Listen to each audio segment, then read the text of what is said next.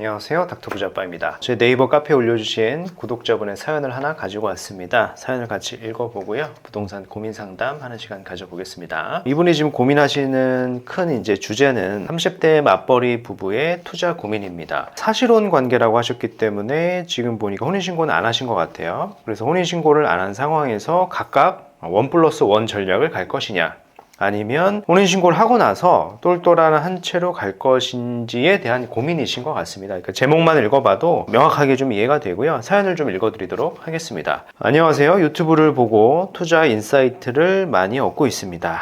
고민이 많이 되어 이렇게 상담글 남깁니다 라고 하셨고요. 구체적인 기본 정보는 나이는 30대 한 중반 정도 되셨고요. 서울에서 거주하시고 직장을 다니시고 있는 것 같습니다. 거주는 지금 전세로 거주를 하고 있고요. 사실혼 관계라고 하셨기 때문에 혼인신고는 아직 안 하신 것 같아요. 소득 정보를 보면은 구체적인 거는 좀 배제를 하고 합산으로 한 월 1,200만 원 정도를 벌고 계시는데, 현재는 저축을 한 800만 원 정도 하시는데, 아이가 생겼기 때문에 육아휴직을 하게 되면은 월 저축은 한 600만 원 정도로 일시적으로 좀 줄어들 수는 있다 라고 말씀을 하셨습니다. 자산 및 부채 현황을 좀 간략하게 좀 말씀을 드려보면은 이문 4구역에 재개발 입주권 하나 갖고 계신 게 있는 것 같은데요. 취득 시점이 한 22년도에 초에 사셨어요. 샀을 때 한 6억 정도였는데 지금 시세도 그렇게 큰 차이가 있진 않다라고 말씀을 하셨고, 매매 금액을 보니까 25평이지 않을까라고 생각이 좀 되네요. 그리고 현금성 자산도 한 3억대 정도 있고 전세 보증금도 한 1억대 정도 있습니다. 이 상황에서 어떤 방향으로 할지가 고민이신 거고요. 선택지를 한 3개 정도 나열을 하셨거든요. 상황을 조금 알기 쉽게 좀 다시 한번 정리를 해가지고요, 질문하시는 거에 대해서 각각 첨삭을 해드리도록 하겠습니다. 이분의 상황을 좀 보면은 30대 중반이시고 신혼부부이십니다. 신혼부부인데 혼인신고는 안 하셨죠. 요새 혼인신고를 안 하는 케이스가 더 많은 것 같아요. 혼인신고를 하고 결혼생활 하시는 것보다는 혼인신고를 안 하고 사시는 경우가 더 많고, 워낙 부동산 측면에서 세법적으로는 이게 더 유리하기 때문에 이런 의사결정을 하시는 것 같습니다. 세후 소득을 보면 합산소득이 세후로 월 한 1,200만 원 정도 이렇게 버시는 상황이고, 저축을 지금 현재는 한 800만 원 정도 하시는데 육아휴직을 하게 되면 일시적으로 한 600만 원까지는 좀 줄어들 수도 있다라고 말씀을 하셨습니다. 지금 별도로 전세를 거주를 하고 계시는데요. 이문 4구역을 하나 가지고 계세요. 취득 시점을 봤을 때는 22년 2월에 취득을 하셨기 때문에 크게 시세의 변동이 있을 것 같지는 않아요. 그때 한 6억 정도에 사셨고 지금 시세도 큰 차이가 있지는 않을 것 같아요. 6억에서 한 6.5억 정도 할 것 같다라고 말씀을 하셨고, 이 정도 체급이면은 25평을 받게 되는 걸 겁니다. 현금도 또 있는데 주식도 있고 더해보면은 한 3억 7천 정도를 가지고 계시는 거고요. 전세 보증금이 있겠죠? 전세 보증금은 전세 대출 빼고 한 1억 2천 정도가 있는 상황입니다. 이제 목표를 말씀을 하셨는데, 목표는 10년 내에 순자산을 40억 이상까지도 불리고 싶다라고 하셨습니다. 현재 순자산을 좀 평가를 해보면은 이렇게 더하면 되겠죠? 9억 한 5천 정도 있는 상황인데 10년 내에 거의 한 4배 가까이 이렇게 불리려고 하시는 것 같습니다. 질문하신 건데요, 질문에 대해서 좀 하나하나 답변 드리면은 도움이 되시겠죠? 첫 번째 질문이 뭐냐면, 일단은 이문 4구역을 보유를 하고 현금이 조금 있으니까요,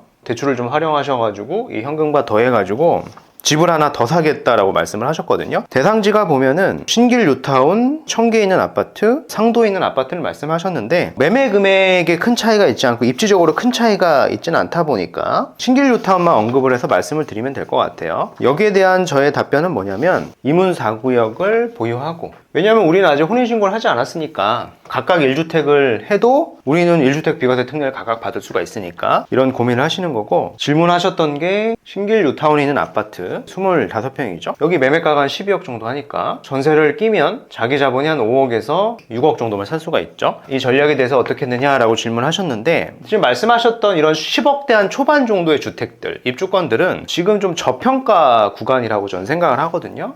그 대표적인 이유가 대출 규제가 좀 아직은 있기 때문에 그렇습니다. 그리고 말씀하셨던 이 저평가 구간이라고 하는 거는 시세를 보셔도 전고점을 아직 회복을 하지는 못했거든요. 그래서 여기를 이렇게 두 채로 가져가는 전략은 이제 나쁘지는 않다라고 좀 정리를 해드리고 싶고, 뭐 투자성으로 한다라고 하면 한 세모 정도 될 것 같아요. 이렇게 좀 의견을 드리고 싶고, 뒤에 이제 두 가지 질문이 더 있으니까 같이 한번 살펴보도록 하겠습니다. 두 번째 질문은 이문 4구역을 이제 팔고의 질문이에요. 파크리오나 뭐 헬리오시티, 옥스파크힐스, 옥스리버젠 25평 시세가 16억에서 17억 중반 정도 되는 아파트를 이제 선정을 하셨거든요. 이거에 대해서 어떻게 생각하느냐의 질문이거든요. 이문 4구역을 이거는 이제 매도를 하고 말씀하셨던 파크리오나 헬리오시티나 아니면 수동에 언급하셨던 이 아파트 매매가가 뭐 16억에서 한 17억 정도 되는 25평 아파트를 이제 가겠다라고 말씀을 하셨는데, 이거에 대한 이제 저의 답변은 뭐냐면, 제가 시세를 이렇게 쭉 봤거든요. 근데 여기는 이미 전고점을 좀 회복을 했고요. 그리고 가장 큰 문제가 뭐냐면, 이렇게 갈아타는 거는 갈아타기 3원칙에 맞지 않죠. 제가 항상 강조하는 갈아타기 3원칙이 있잖아요. 그 중에서 자산이 이제 2배 정도는 불어나줘야 된다 라는 이제 말씀을 드린 게 있는데, 내가 이미 자산이 한 9억이 넘고요. 이문 휘경도 내가 갖고 있어도 이거는 입주하면 25평은 10억이 더 넘어갈 아파트거든요. 그럼 10억대 초반의 자산인 이거를 팔고 10억대 뭐 중반, 후반 정도 간다고 한들 갈아타기 효과가 좀 미미하고 정고점도 좀 회복을 했기 때문에 투자성이 이렇게 높다라고 좀 평가는 하지 않습니다. 두 번째 질문은 반대 의견을 좀 드리고 싶고요. 세 번째 질문을 하셨는데, 역시 이문 4구역을 팔고요. 매도를 하고 잠원동에 있는 동아 아파트 25평형을 매수 후 대출까지 받아가지고 이제 실거주 하겠다 라고 이제 말씀을 하셨거든요. 여기에 대한 이제 답변을 좀 정리를 해보면은, 역시 이문 4구역을 매도를 하고 잠원동에 있는 동아 아파트 25평을 가겠다라고 말씀을 하셨는데, 반포 잠원지구를 이렇게 보면 잠원동에 말씀하셨던 동아 아파트만 보는 게 아니라 우리가 투자를 검토하려고 하면 주변 지역의 시세를 좀 같이 봐야 되는데, 이 단지만 자체로 봤을 때는 얘는 이제 전고점을 딱 회복한 거는 맞거든요. 근데 전체 시장을 보면, 그러니까 주변 지역이죠. 반포하고 잠원 일대를 보면은 이들의 이제 단지들은 전고점을 회복한 게 아니라 사실은 적게는 한 5억에서 특정 단지는 10억 넘게 플러스 알파로 올랐거든요.